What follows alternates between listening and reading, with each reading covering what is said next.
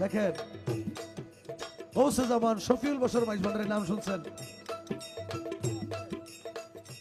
নরসিংদীর এক ভক্ত মাইজভান্ডার এসে ওনাকে দাওয়াত দিয়ে গেছে যে আমার বাড়িতে আপনার আসতেই হবে মুরিদ। ডেট যখন পড়লো শফি বাবা চট্টগ্রাম থেকে রওনা দিল নরসিংদী যাওয়ার জন্য, কিন্তু যেদিন বাবাজান যাবে ওই দিন সকালে ওই ভক্ত মারা গেল। সকাল 6টা বাজে উনি ইন্তেকাল করছে। এখন উনি তো পৌঁছাইলো, এখন ওই ভক্তের ছেলেরা আর বাবাজানকে কিছু বলে না, কারণ বললে তো এত সুন্দর অনুষ্ঠান নষ্ট হয়ে যাবে। সেজন্য বাবাজানের কাছে গোপন রাখে। বাবাজান শফিউল বশর মাইজভান্ডারে এসে ওই ভক্তকেই খুঁজে দেয়, সে কোথায় ওনার ছেলেরা বলে না। লাস্টে বাবাজান বললেন ও কোথায় না বললে আমি মাহফিল শুরু করব না। এখন বাধ্য হয়ে রাতের 9টা বাজে, তখন মারা গেছে কয়টায়? সকাল 6টায়। ওনার ছেলেরা বলল যে আমি বাবা আপনাকে বললে তো মাহফিলটা নষ্ট হয়ে যাবে। আমার বাবা সব আয়োজন করে দিয়ে আমার বাবা সকাল 6টা বাজে দুনিয়া থেকে বিদায় নিয়ে চলে গেছে। শফি বাবা বলে যে আমি ওরকম পীর না, ওরকম মুরিদও বানাই না। আমাকে আসতে বলে সে ওর ঘরে আমি আসলাম, সে নিজে নাই, এটা কেমন কথা হইল? আমাকে নিয়ে চলো। গিয়ে দেখে বাবাকে বিছানার মধ্যে নাকের মধ্যে তুলা, গালের মধ্যে তুলা দিয়ে ঢেকে রাখছে, পায়ের 2টা আঙ্গুল এভাবে বেঁধে দিছে, আগরবাতি জ্বলতেছে। শফি বাবা বলল যে তুমি না আমাকে দাওয়াত দিয়ে আনছো, তুমি দাওয়াত দিয়ে না ঘুমাও কেমনে? ওই লোক যে ওই রাতের 9টা বাজে ওখান থেকে লাফ দিয়ে উঠছে আরো 16 বছর জীবিত ছিল নরসিংদী। খবর নিয়ে দেখিয়েন। এখন মরা মারতে পারে আল্লাহ, বাঁচাইতে পারেও আল্লাহ।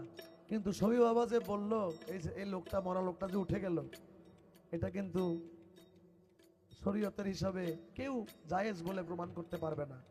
হাসান বলছেন যাইয়া দেখলাম হাকিকতে দুশ্মনী তার আল্লাহর সাথে, সদাই চলে উল্টা পথে, তবু আল্লাহ খুশি হয়। আরে তবু আল্লাহ খুশি হয়, তবু আল্লাহ খুশি হয়। ইসরাইল শাহ কয় হাসান বোকা, কার কাছে কেবা ঠেকা? ইসরাইল শাহ কয় হাসান বোকা, কার কাছে কে বা ঠেকা? ওমর চানের কাছে যদি আপনারা সবাই না আসেন, ওনার কিছু আসবেও না, যাবেও না। জালালউদ্দিন রুমি শামসুর তেব্রিজের কাছে না গেলে শামসুর তেব্রিজের কি আর হইতো? কিন্তু যাওয়ার পরে জালালউদ্দিন রুমি আল্লাহর ওলি হয়েছেন। শামসুর তেব্রিজ তো জন্ম থেকে আল্লাহর ওলি। ইসরাইল শাহ কয় হাসান বোকা, কার কাছে কেবা ঠেকা? পাইবা যেদিন আল্লাহর দেখা, পাইবা যেদিন আল্লাহর দেখা, পাইবা যেদিন আল্লাহর দেখা, তুমি ভেদ বুঝিবা ওই সময়। ওরে পাইবা যেদিন আল্লাহর দেখা, তুমি পাইবা যেদিন আল্লাহর দেখা, ভেদ বুঝিবা ওই সময়। কামেল পীরের লক্ষণ চেনা, বড়দায় মন বড়দায়। কামেল পীরের লক্ষণ চেনা, বড়দায়। ওরে উল্টা পাল্টা কথা বলে, উল্টা পাল্টা কথা বলে আশেকের মন ভেঙে দেয়। কামেল পীরের লক্ষণ চেনা, বড়দাই মন বড়দাই।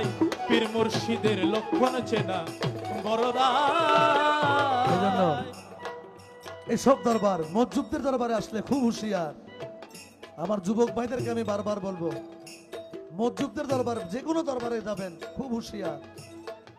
দেখিয়েন আপনি এমনি গান ছেড়ে নাচবেন, গুনাহ হবে কম, আল্লাহ চাইলে মাফ করলেও করতে পারে। কিন্তু আল্লাহর ওলির সাথে যদি কোনোদিন বেয়াদবি হয়ে যায়, আর এই ক্ষমা আল্লাহর দরবারে আপনারা পাবেন না, এটা মাথায় রাখবেন।